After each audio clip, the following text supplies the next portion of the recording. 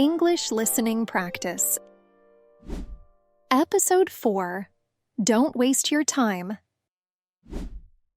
Hello, everyone, and welcome to another episode of English Listening Practice on English Listening Pod.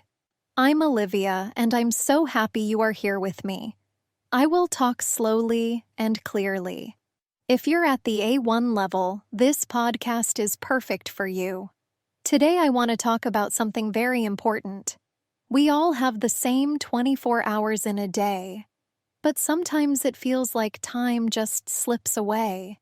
In this episode, we'll explore why time is so valuable and how we can use it well. I will share simple ideas and real examples that you can use in your life right away. When we waste time, we look back and wonder where it went. We scroll on our phones for hours or watch too many videos. Then we feel bad because we did not finish our homework or we did not exercise. This feeling is very common.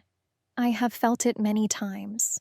One day I spent all afternoon watching funny clips online. I laughed a lot, but I also felt guilty later. I had a language test the next day, but I did not study enough.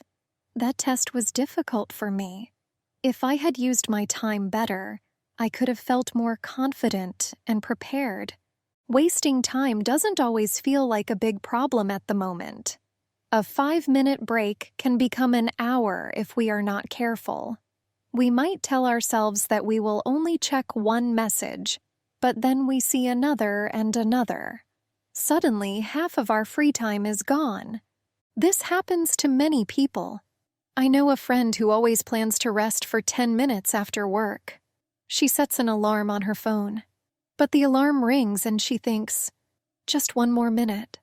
That minute turns into 15 and then she is late for her evening class.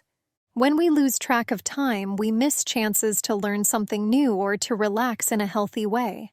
We might miss the sunrise or the chance to call a friend.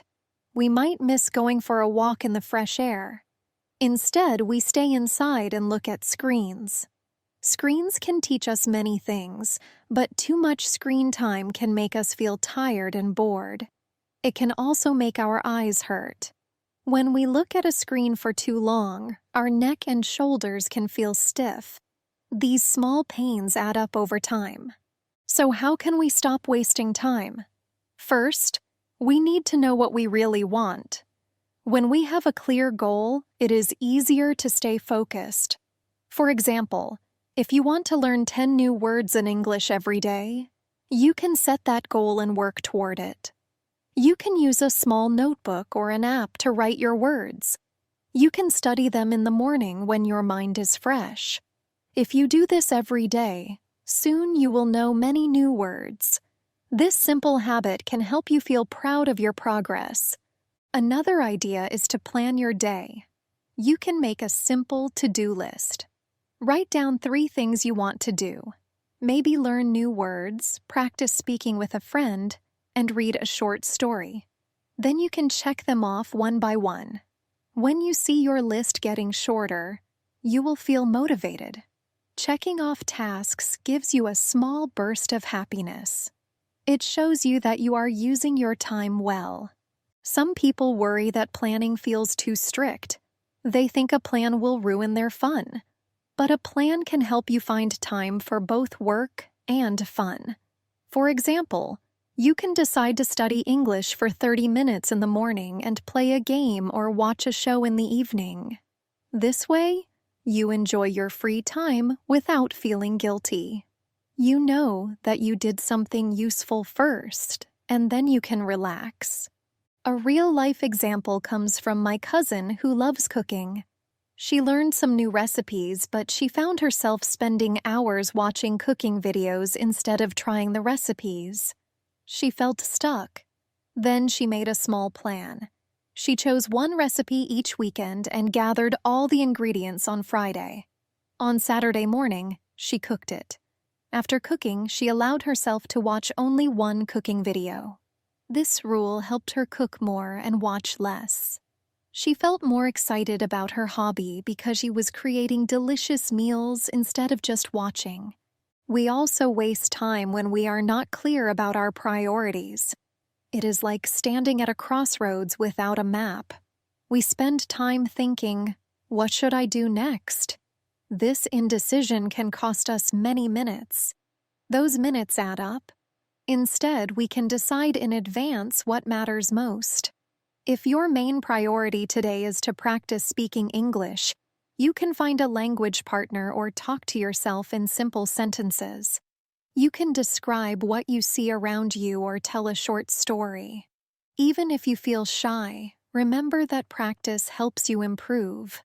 Sometimes we get distracted by the people around us. A friend might call unexpectedly, or we might receive a lot of messages. We want to be polite and answer, but then our task slides away. To balance this, we can set small boundaries. For example, when you study or work, you can put your phone on silent or in another room.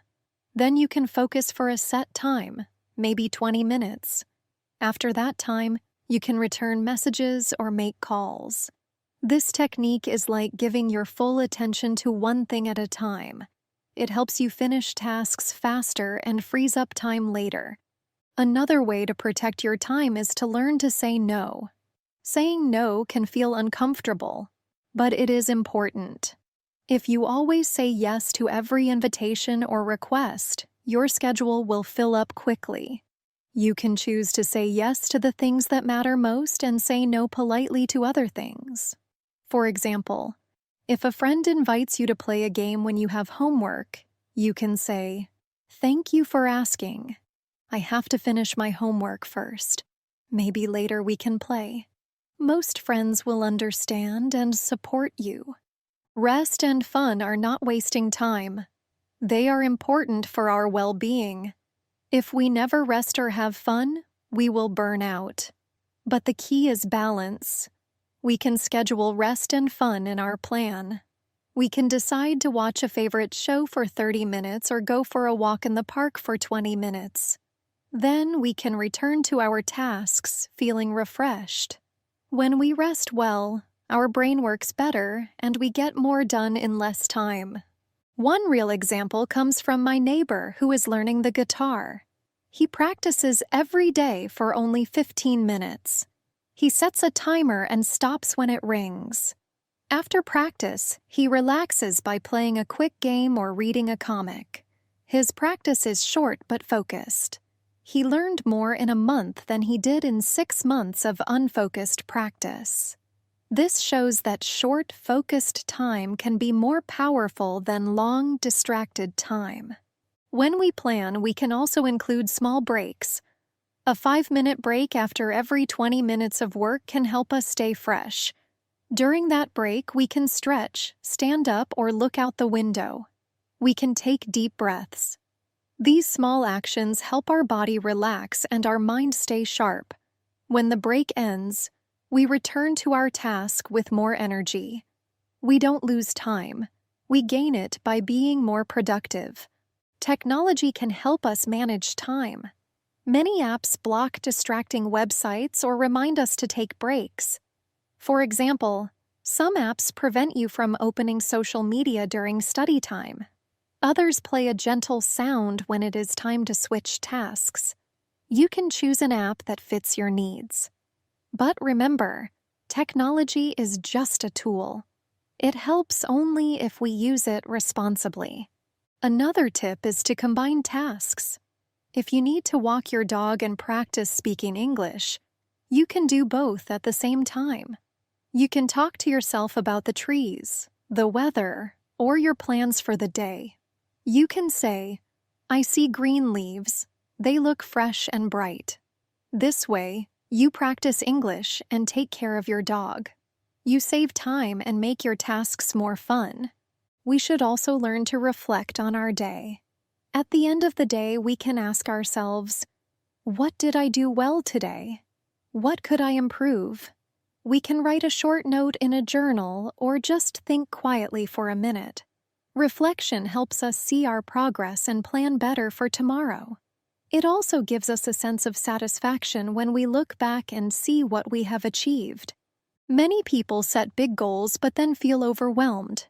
For example, someone might say, I want to run a marathon next year. This is a great goal, but without small steps, it feels far away. Instead, they can start by running for 2 minutes each day, then 5 minutes, then 10. These small steps add up. In a year, they will be ready for a marathon. The same idea works for learning English or any new skill. Small, consistent actions lead to big results. Time can slip away when we do not pay attention. We might drive somewhere and not remember the trip because we were daydreaming or listening to music. This highway hypnosis shows how our mind can wander. To stay present, we can practice mindfulness. We can pay attention to what we do in the moment. When we eat, we can notice the taste and texture of our food. When we walk, we can feel each step and the air on our skin. This simple practice helps us use our time more fully and enjoy life more. Another real story comes from my colleague who started learning Spanish. She decided to listen to a Spanish song every day. At first, she did not understand the words, but she wrote down a few lines and looked up their meaning.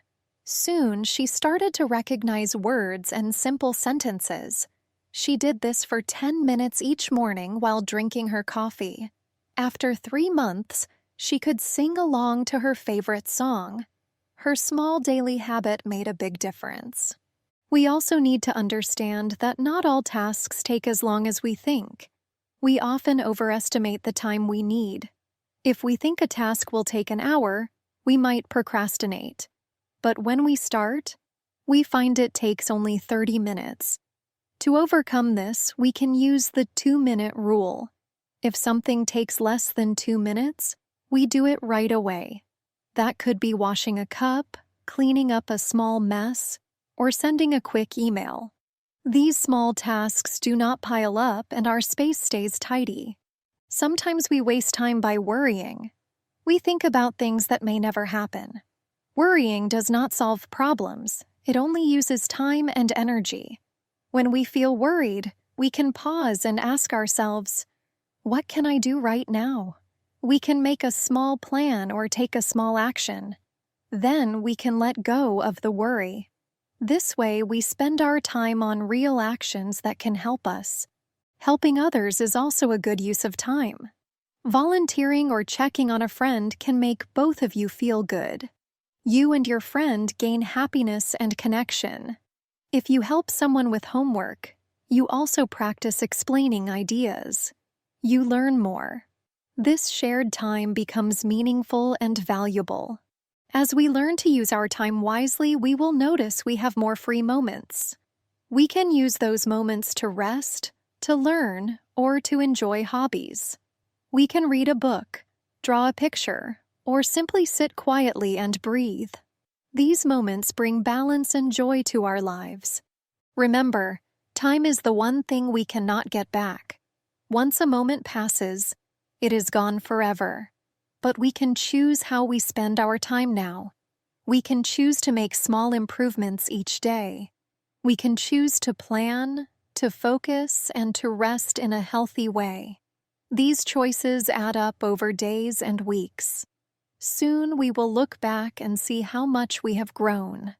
Thank you for listening and spending your time with me today. I hope these ideas help you use your time well and enjoy each day more. Try one small change tomorrow and see how it feels. Share your experience with a friend or write it down. Notice the positive difference in your life. If you learned something new, please hit the like button, subscribe to our channel, and ring the bell so you never miss an update. Leave a comment below and tell me one way you plan to use your time better. I would love to hear your story. See you in the next episode. Bye for now.